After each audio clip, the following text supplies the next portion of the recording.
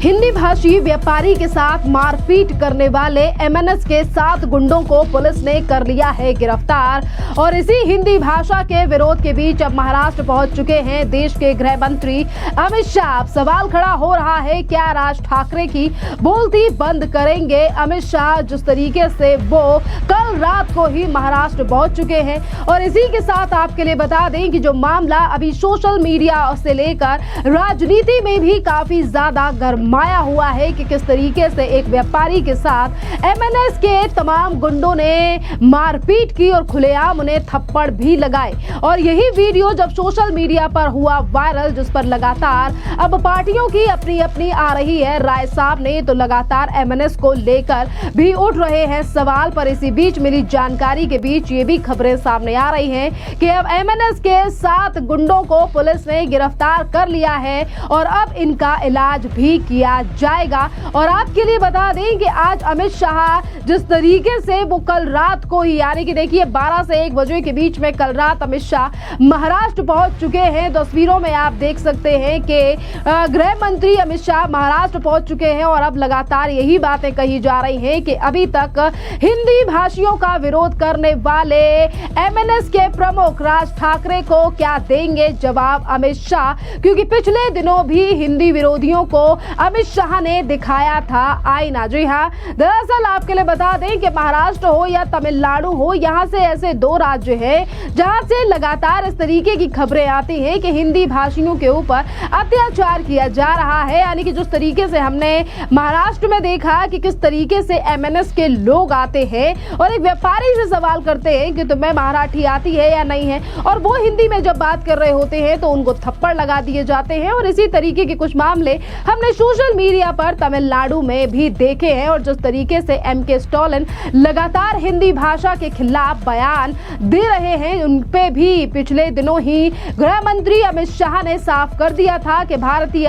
भाषाओं को देश से तोड़ने का नहीं बल्कि जोड़ने का सशक्त माध्यम बनाना चाहिए, ना कि लोगों को इन भाषाओं को लेकर राजनीति करनी चाहिए। अमित शाह ने पिछले दिनों ये भी कहा था कि किसी भी देश को अपनी चेतना और अपनी संस्कृति के आधार पर आगे बढ़ने के लिए उसके प्रशासन का संचालन मातृभाषा में जरूरी है।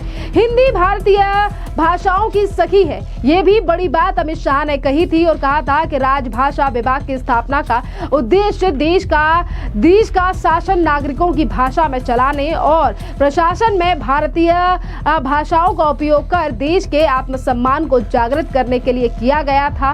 कोई भी देश अपनी भाषा के बिना अपनी संस्कृति, साहित्य और इतिहास और सामाजिक संस्कार को चिरंजीवी नहीं रख सकता। अपनी संस्कृति के आधार पर आत्मसम्मान के साथ आगे बढ़ने के लिए देश का शासन अपनी भाषाओं में होना चाहिए। और इसी के साथ गृह मंत्री अमित शाह जब वो पहुंचे हैं महाराष्ट्र, तो आज भी उन्होंने हिंदी भाषा और इसी के साथ तमाम भाषाओं को लेकर एक बड़ा बयान दिया है। और उन्होंने कहा है कि अगर जो हमारे पूर्वज रह चुके हैं या फिर जो योद्धा रह चुके हैं, अगर उनकी कहानियों को हर भाषा तक पहुंचाने के लिए सरकार बात कर रही है तो केंद्र की सरकार भी मदद करेगी। और इसी के साथ क्या कुछ और कह रहे हैं गृह मंत्री अमित शाह, जरा नजर डालिए। विनय जी को भी कहना चाहता हूं कि विनय जी, आपने माइक में कहा कि भारत के सभी भाषाओं में ये इतिहास को भावानुवाद कर भारत की हर भाषा के बच्चों के लिए उपलब्ध कराना चाहिए। अब आप सुझाव दे रहे हैं, मुझे लगता है सब लोग सुझाव ही देंगे तो होगा क्या। मैं आपकी मदद जरूर करूंगा, आप ही शुरुआत करिए तो ये काम बहुत जल्दी पूरा हो जाएगा। मोदी जी ने विकास भी और विरासत भी, ये सूत्र जो दिया है वो इसीलिए दिया है कि हमारे हजारों साल पुरानी संस्कृति में कई ऐसे व्यक्तित्व हुए हैं जो हजारों साल तक हमें प्रेरणा दे सकते हैं। वो इतिहास को हमारे युवाओं के लिए, हमारे योद्धाओं के लिए उपलब्ध कराना ये बहुत जरूरी है। फिर से एक बार इस मूर्ति की स्थापना के लिए जिन जिन का योगदान रहा है, आर्थिक योगदान रहा है, कलाकारों का योगदान रहा है, एनडीए का योगदान रहा है, वो सभी को मैं बहुत मनपूर्वक आभार मानकर मेरी बात को पूरी करता हूं। धन्यवाद।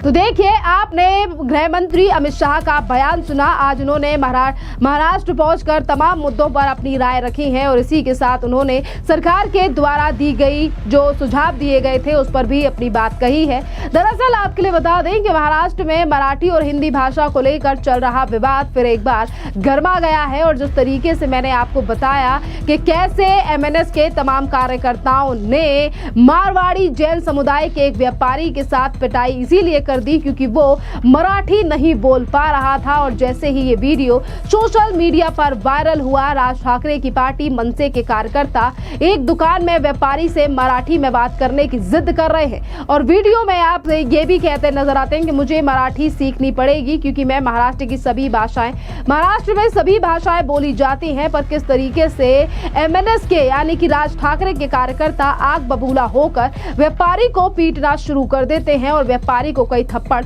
भी मारे गए, जिस पर अब महाराष्ट्र की पुलिस ने तो एक्शन ले लिया है। पर वहीं दूसरी तरफ इस घटना ने राजनीतिक में भी यानी कि हल्ला मचा दिया है क्योंकि भाषा और संस्कृति पर तीखी बहस अब को भी जन्म दे दिया है राजनीति में। और उस घटना से जैन समुदाय में भी तीव्र नाराजगी है और महाराष्ट्र के गृह मंत्री योगेश कदम ने कहा है, इस घटना पर प्रतिक्रिया देते हुए कहा है कि हिंदी और मराठी को लेकर पिछले कुछ महीनों से विवाद चल रहा है और कुछ लोग आगामी नगर निगम चुनावों को देखते हुए इस मुद्दे को जानबूझकर उठा रहे हैं। उन्होंने साफ कहा है कि मराठी भाषा का इस्तेमाल होना चाहिए लेकिन इसके साथ ही कानूनों में कानून को हाथ में लेने की इजाजत किसी को भी नहीं है। हमारी सरकार मराठी भाषा का अपमान बर्दाश्त नहीं करेगी। मारपीट के बजाय नजदीकी पुलिस स्टेशन में शिकायत दर्ज करानी चाहिए थी जिससे कि संबंधित लोगों के खिलाफ कार्रवाई की जा सके।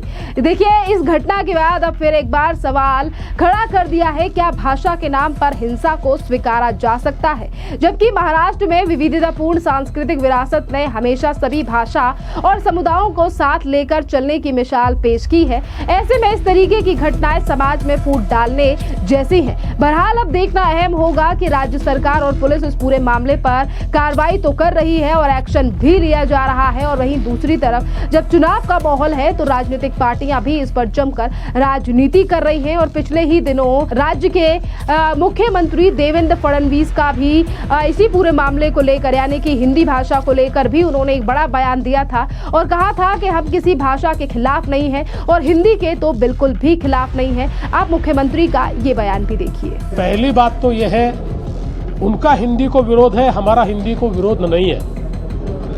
इस देश की किसी भी भाषा को हमारा विरोध नहीं है, हिंदी को तो बिल्कुल हमारा विरोध नहीं है।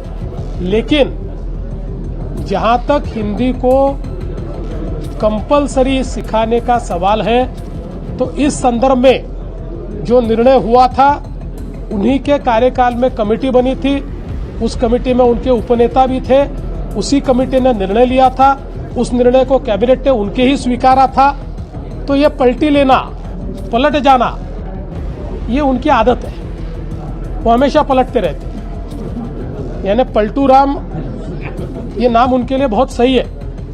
तो ये पलटू राम वाली काम का उन्होंने कार्रवाई की है। देखिए, एक तरफ एमएनएस से यानी कि मनसे जैसी पार्टी के कुछ लोग जो हैं वो लगातार विवाद को जन्म देने की कोशिश कर रहे हैं, पर राज्य सरकार का स्टैंड क्लियर है। जिस तरीके से मुख्यमंत्री ने कहा है कि हम किसी भाषा के खिलाफ नहीं है और हिंदी के तो बिल्कुल भी खिलाफ नहीं है।